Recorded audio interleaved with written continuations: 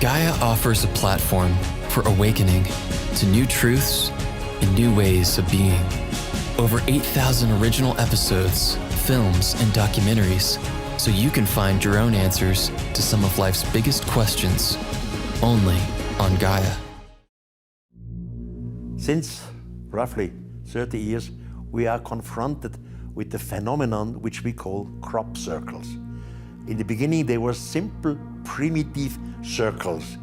And now it is normal in our society, we look for a reasonable explanation. So we found all kinds of explanations. What could it be? And I read in the scientific literature incredible stupidities how to explain these crop circles. But the pictures on the so-called circles are not circles anymore. They become bigger and bigger and much more complicated. Now we always look for the next plausible, reasonable answer. And one of these reasonable answers were, it must be hoaxes. So, and of course, we found hoaxes. They admitted, they showed even how they make these circles and things. But the hoaxes are nothing compared to the real gigantic pictures which in the meantime appear of a sudden. And in some cases you can prove it. They appear within a few minutes. They are there. So there's no way out. It's no more hoaxes. The primitive circle, yes, are hoaxes, but not the gigantic pictures. So somebody is obviously trying to give us an information. I suggested we are visited again in our days by extraterrestrials. They are looking to us. Now, it would be easy with their technology to just show up on a gigantic football stadium. The cameras are there already, but because they know us, we are the offspring of them, they know how our reaction would be. We would be completely shocked. Our religions worldwide would crash down. It would be a catastrophe, and they don't want to shock us. They know our reaction, that they do it in another way. Slowly, slowly, they make gigantic pictures in the ground, knowing that humans use and search for the next plausible answers. So we have 20 plausible answers, and then we realize the next plausible answers makes no sense anymore, because these things appear overnight, these things appear within a few minutes. So we have to come up with the question, what is it? Is someone up there who tries to give us an information? Are we too stupid to understand the information? Because we always think, well, it must be wrong, it must be hoaxes. Some of them are hoaxes, but the big, complicated designs are not hoaxes anymore. They want that we realize there is something out of humanity, out of this planet. After we have tried to explain everything in a natural way, we have to come to a conclusion. There is no more natural answer. There is something behind our knowledge. That's why they do it.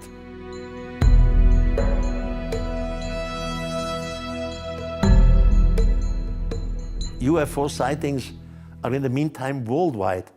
We have 10,000s of people who saw UFOs and people who are serious, not only hoaxes again. And in antiquity we had the same thing. We can prove that in antiquity our forefathers made gigantic signs in the ground, like today's crop circle. Just it was done by our forefathers some thousands of years ago. And all these designs are laid out in a way that they are so big, you can see them only from the air. I mean, Nazca in Peru is one of the examples. But it's not only Nazca. In the meantime, because of our flying aircraft, because of our helicopters, we found gigantic designs dating from prehistory time in Saudi Arabia, in Australia, in today's Jordania. Then even here in the United States, in California, a place called Blight. You see figures in the ground, you can see them only from the air. In Mexico, in the Sonora Desert, there are hundreds of designs which you can see only from the air. And the main mystery is definitely Nazca in Peru. I was so many times in Nazca. I made myself over 5,000 pictures of Nazca. I show you here now pictures of Nazca which were never shown on television. And you really are shocked when you see these designs and look at them carefully. Until today, the scientific community has come up with the following information. All these designs on the ground is an astronomical calendar. It made no sense. Then they say it was a cult for the water gods. Another scientist suggested now it was a cult for the mountain gods. I read always in scientific magazines, now it is a cult for agriculture. My God, this is ridiculous. There was never agriculture. It's too hot for it. If in every time something was growing there, green, then you would not see the designs anymore. Another suggested now it's a prehistoric Inca sport place, something like a prehistoric Olympia. Others said now these are copies of Fata Morganas. So the natives somewhere in the air, they have seen some lines, maybe in the clouds. It was a starting place for hot air balloon. We know that hot air balloons could have existed in prehistoric time in South America. It's theoretically possible, but we have no writing, no written record about it. But even for hot air balloons, you don't need landing strips. Hot air balloons just start on one place. Another one said now, these are acre plots, but acre plots means growing of something. There was never something growing there. Another one said, now these are procession streets, for some religion. It's ridiculous. Streets which started abruptly, ended abruptly, etc. Another one suggested, no, this is a prehistoric map. A map for what? For where? Or a cultural atlas. We have had in the scientific community so many explanations, and every scientist thinks this is plausible. That's the next natural explanation. It's all nonsense. Just look at these gigantic lines. This is eye-openers. And on television, you never see these pictures. I have 5,000 of them.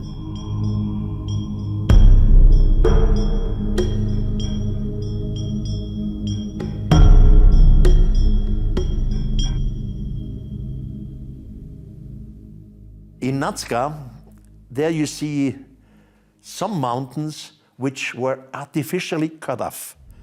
You never see these mountains on television. Somebody cut the top of the mountain off. You can clearly prove it in the pictures. Normal mountains around Nazca, they come to the top from both sides. And you see, it's the top of the mountain. Then you see one mountain where the whole top is cut off. And there is a line on this mountain. And under the line looking like an airstrip, starting abruptly, ending abruptly. Under the line is a zigzag line. No idea, no suggestion what this was. I simply suggest, or in this case I speculate, it has something to do with flying. You see, today we need electromagnetic impulses, for example, to start machines. Magnetic. It could be something inside. We have sent a scientific crew to Nazca, and I have asked the scientists a few questions which archaeologists would never ask. Archaeologists ask for datings, for bones, for fireplaces and all these things. I ask, for example, please go to the desert of Nazca with your modern equipment and measure the resistance of electricity. What is the resistance of electricity? If I have a 100 volt, and then I have a measuring device, and I want to see if the electricity is flowing. So I can measure the flow of electricity. And I wanted to know from the scientific world, does the electricity flow in Nazca? Is it the same flowing as in the desert or on these so-called lines? They made their scientific measurements, and as expected, in the desert, in the sand, there is no flowing electricity, because sand is an isolator, like ceramic is an isolator. But then they made the same experience on the lines with that cut off mountain, where the zigzag lines are under. And the speed of the electrical resistance was 8,000 times higher than just a few meters in the desert. So there is something. I asked the scientists, can you measure magnetic fields in Nazca? Is there something wrong? Of course, there are changements in the magnetic field, and especially on the lines. On that mountain, they found the magnetic field in the ground under the line which is so high that they could not measure it anymore. So there is something behind it, but nobody knows what it is, and nobody is allowed to go there or make diggings. So we know that something is wrong in Nazca because we can measure the flow of electricity, the difference in the sand and the difference in the so-called lines. We can definitely measure the changing of the magnetic field. On the zigzag line, there is something deep down there. But in practice, one would say, okay, so make a hole. What's so difficult there? It's not possible. Nazca is completely protected. You don't receive the permission to simply scratch a little stone away. If you do something, you are immediately arrested. You get in jail in Peru, and you have to pay about $10,000 to get out again. So we know by measurement something is wrong in Nazca, but in practice, we have no possibility to check it.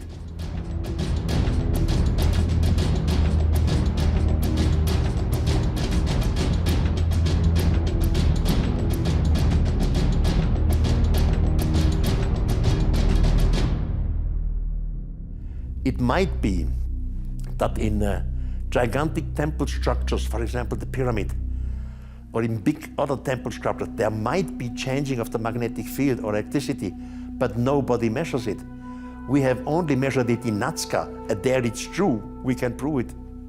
I know from my knowledge of ancient texts, of ancient mythologies, that some thousands of years ago, a gigantic mother spaceship was surrounding around the Earth. Now this mothership, spaceship, after a long trip, they need something to refuel. I mean, is it organic material? Is it uranium? Is it whatever? So they measure the planet. Where could we find something? Maybe they are looking for gold. And from an orbit, they can measure where we find gold or whatever. Now they simply send an automatic space probe down. An automatic space probe would not need a landing strip. It simply came down like one of our satellites. And before it came to a standstill, it might be that this automatic space probe is blowing away some sand and stones and etc. before it comes to a standstill. One of the natives was watching this. Something was coming from the guards, from the sky. And this space probe makes some measurements. Hello, what is the magnetic field here? Do we find gold, uranium, or whatever?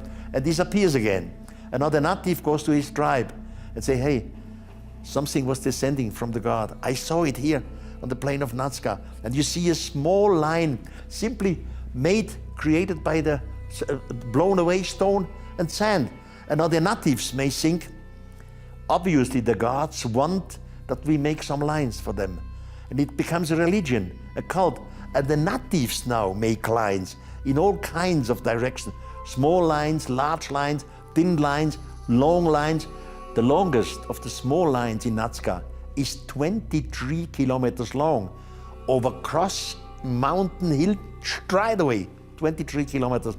The longest of the airstrip looking lines is 3.8 kilometers long.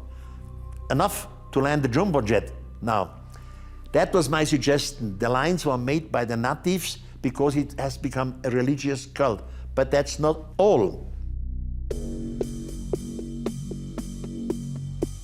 The extraterrestrials, in fact, they found something there, something which they used. We have no idea what it used. And they took it off from Nazca. It was the extraterrestrials, not the natives, who cut the mountain, because something which they needed was in there. By cutting off the mountain, you have debris. There is nothing in Nazca. Where is all this debris which they took off from the cutting mountain? And maybe they had an automatic landing machine, and the landing machine was working on a magnetic field. And for the magnetic field, they need that zigzag line under the line, because with the zigzag line, you compose an electromagnetic field. So it comes to a standstill, and you pull it the other way around, and you start it again. The local people made the figures. You see, you have in the ground, you have figures of fishes, spiders, monkeys, birds, and this kind of thing. And these figures were made by the local. You know, Nazca is very, very hot. The surface of the desert of Nazca is composed of little brown stones and sand. Now you have only to use your shoes and to scratch away these little brown stones, and you see itself a higher, bright shining level appears. And with this you can in fact make these figures. There is no mystery in making the figures. You can also make some lines. This is also possible by scratching away with your shoes the surface of it. But the large lines, starting abruptly, ending abruptly, the large big lines on mountains which are cut off are not made by scratching away with your shoes. Here technology was used, so you have to differentiate. There was high technology, in my eyes, from extraterrestrials, which has to do with the cut-off mountains, the zigzag lines and these things, and there is imitations of the natives. Even after the extraterrestrials left, when they have received what they wanted, the natives continue to make lines in honors of the god. So you have both there, high technology from extraterrestrials and simply primitive lines made by the natives.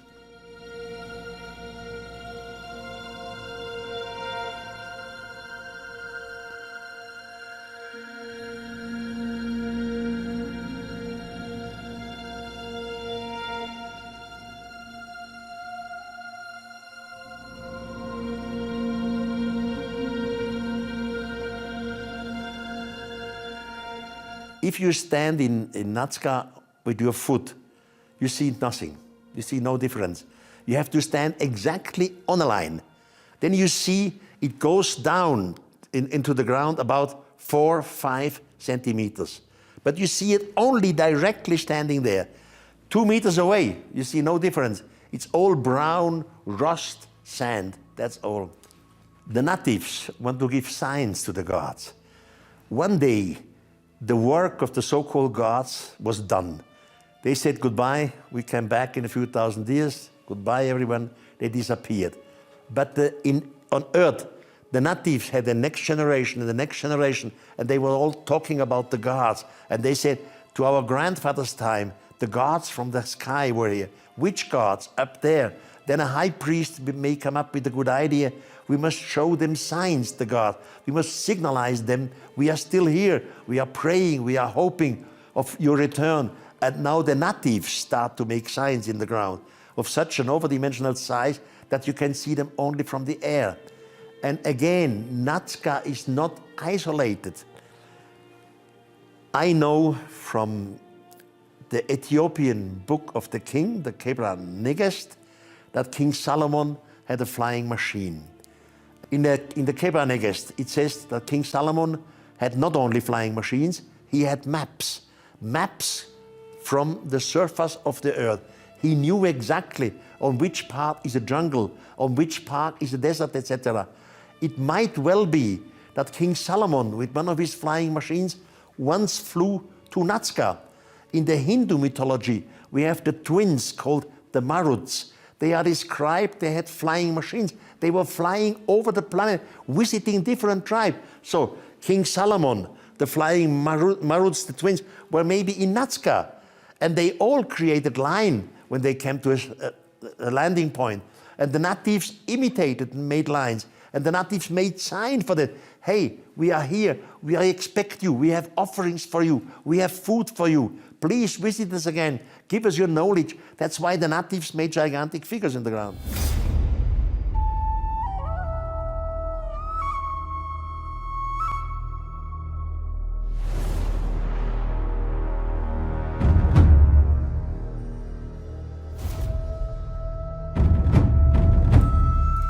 In Nazca, there is a geometrical figure which is never shown to the tourists. I made a few hundred photos of it. It's gigantic. It's different circles, a big circle, 2 smaller circles, and around them are triangles and so. And this is geometry, is high geometry. It does not fit to the natives. We don't know what the meaning is of it. The tourists are not overflown there. By the way, the tourists today in Nazca, this is another thing which I hate. The pilots, they fly the tourists over these signs, the fishes, monkeys, birds, etc., but not over the lines and not over the geometrical pattern. And just a few years ago in England, the same design, which I call looks like a mandala, the same design appeared, but this time in England. Now between England and Nazca, there are 20,000 miles.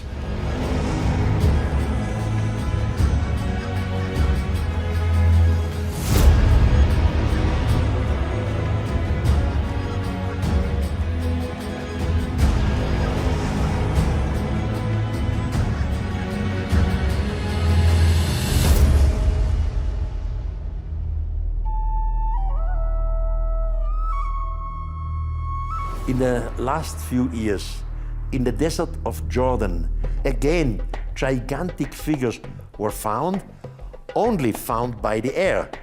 It's comparable to Nazca, with hundreds of designs, rings, circles, triangles, etc. And this mystery goes on worldwide. Always, some of the prehistoric people made designs for the gods, because you can see them only from there.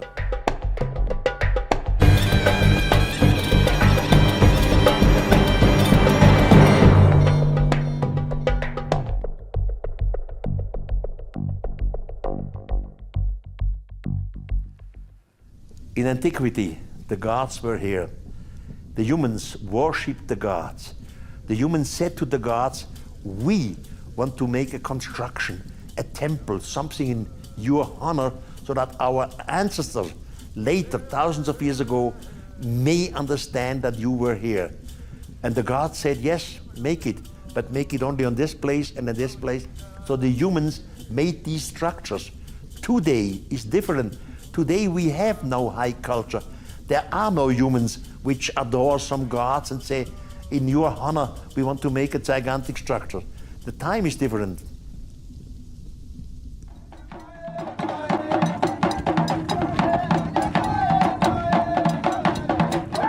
In Africa, there is a tribe called the Dogon. And the Dogon, they say they were visited by beings from the solar system of Sirius. The humans asked the gods, where do you come from? And they gave names, but the names mean nothing to us. The names are the names of them. To us, it's a word which has no meaning on the firmament. So we don't know where they came from, and we don't know where they went. Definitely they went back, and they promised to return. They are back again.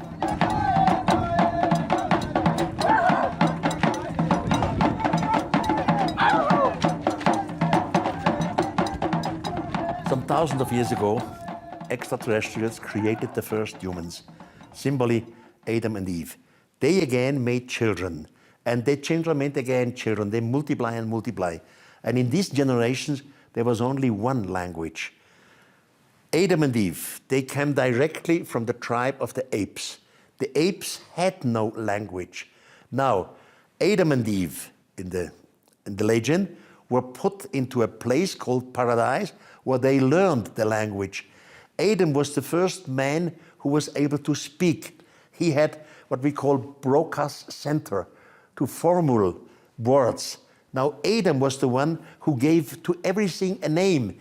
Adam was the inventor that this is called a bush, this is called a river, this is called grass. Grass is not the same thing as water. Water is not the same thing as the sky. When you want to talk together, you have to have definition, the meaning of the object. That's why Adam started the old language. I suggest the first language which the humans had was the language of the extraterrestrials. This you can still read in the Bible. Before the Tower of Babel, it says, and everyone had the same language at that time. Later, the human society separated. They started to travel and they started to develop their own languages. The first language of the humans was the language of the extraterrestrials. Adam learned it from the extraterrestrials, and Adam gave everything the name. Later they separated and they developed other languages. If they use technology, the gods, they would give a gigantic sign in the sky. They would show something big that everyone can see us. For example, they could show with a laser a sign on the moon, We have full moon and we have empty moon. Now there's nothing and an empty moon, and all of a sudden you see a gigantic inscription on the moon. This would be technology. But on the other hand, I'm sure the information is within us, is in our genes, and we continue to give this information to the next generation, and our genetics will find out that we are not only humans. We have been influenced by an artificial mutation by extraterrestrials, so we will find the answers anyhow. It makes no sense to be against all this hypothesis of an extraterrestrial visit in the past, because everything points to it, and the final answer is in us, and our genetics will find it.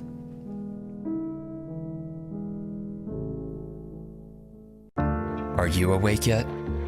Explore life's greatest mysteries, expand your consciousness, and empower your mind, body, and spirit on Gaia.com. Click the link in the description below and start your journey today on Gaia. Stay curious,